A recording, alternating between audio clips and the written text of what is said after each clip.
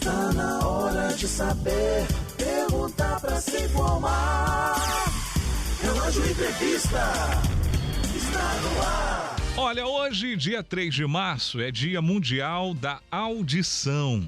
A campanha realizada anualmente tem o objetivo de promover ações para a prevenção da perda auditiva e melhoria dos cuidados auditivos. Por isso, eu vou conversar agora com a fonoaudióloga e audiologista, doutora Cíntia Fadini. Bom dia, doutora, seja bem-vinda à família Relógio, ao Relógio Entrevista. Bom dia, é um prazer novamente estar aqui com vocês, falando sobre a audição e os tratamentos que a gente tem hoje para perdas auditivas e também para o zumbido. Doutora, prazer é todo nosso, viu? Doutora, quais são os principais indícios, de que a pessoa está perdendo a audição? Ótimo. Geralmente, quem percebe é quem está ao lado. Sim. Então, se é a esposa, é o esposo, o filho, eles começam a perceber que quando chamam, o paciente já não está respondendo tão prontamente.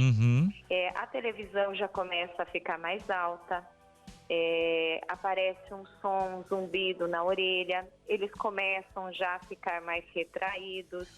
Fala uma coisa, ele não responde, dá uma risada, como se tivesse entendido, mas não responde exatamente o que quer, o que foi solicitado. Troca palavras. Eu achei que você tinha me falado isso, mas na verdade era aquilo.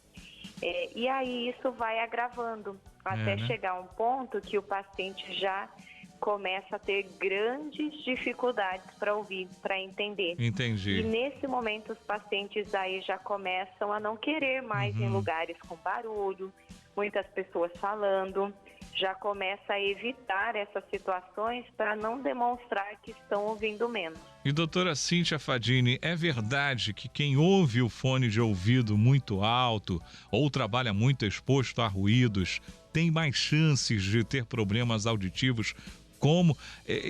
Como devemos manter, a saúde da audição?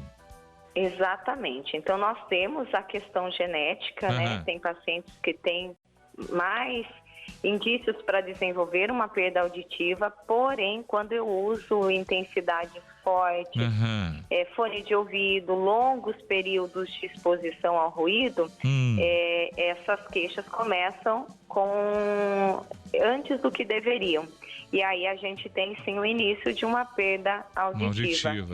O ideal é você usar, você pode ouvir sua música, você pode ter toda a experiência, porém optar por fones mais fora da orelha, o tipo concha, não ficar numa intensidade muito alta e sempre respeitar o tempo de exposição. Então, se eu fico meia hora, ouvindo, eu preciso também ter o meu descanso e sempre em intensidades baixas para que você não tenha essa exposição direta no sistema auditivo. Legal.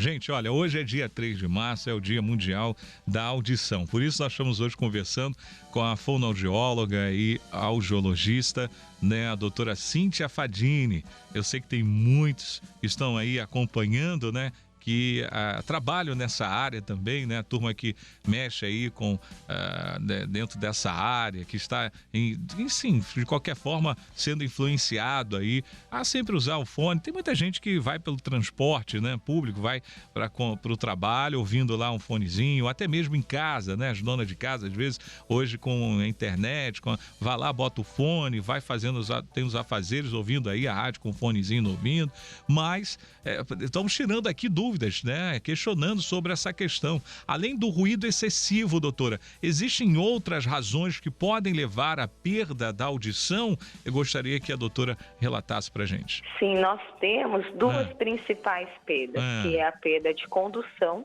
algo impede o som de passar, e nós temos a perda neurosensorial. A perda de condução, ela pode estar relacionada com o uso, com a cera, pode ser uma inflamação temporária, pode ser algo dentro da nossa orelha. A gente tem 3 ossículos bem pequenos, pode ser que eles não estejam se movimentando bem. E a neurosensorial aí já é dentro do sistema, em que as células já não conseguem mais captar o som. A perda neurosensorial, ela é muito agravada com ruído, com remédios ototóxicos que afetam diretamente essas células do sistema auditivo. E eu gostaria de saber também, com toda essa explicação, né, fica claro que a perda auditiva não é apenas, né, coisa de idoso, né, doutora? Eu acho que com tudo isso que a senhora tem passado, está colocando aí pra gente, dá para se entender que não é somente o idoso que tem perda auditiva. Não é. Eu brinco com os pacientes que nós temos uma relação de quantos pacientes usam óculos. E eu acredito que seja muito próximo também a questão da via auditiva. Verdade. Porém, é muito mais frequente a gente ver crianças usando óculos, jovens, e o aparelho ainda a sociedade acha que é só o idoso. E não é. Nós temos muitos jovens com perdas leves, moderadas e que não percebem ainda que precisam do aparelho. E aí o nosso cérebro, ele é muito inteligente, ele começa a compensar. Então é um paciente que precisa prestar muita atenção para entender o que as pessoas falam, porém chega uma hora que o cérebro fala, olha, já deu, eu já não estou aguentando mais tanta atividade. E aí a gente começa a ter algumas dificuldades também a nível cerebral. Beleza. Para a gente fechar, quem tem casos na família deve ter um acompanhamento constante, doutora? De quanto em quanto tempo é importante irmos ao audiologista? Fica à vontade. Olha, se você apresenta queixa na audição, é importante a gente monitorar. Então, eu apresentei uma queixa auditiva, eu fiz meu exame, mas está normal, talvez não seja a perda da audição. Eu vou monitorando, porque às vezes pode sim ter uma frequência isolada que está mais rebaixada e que eu preciso monitorar no mínimo 1 ano.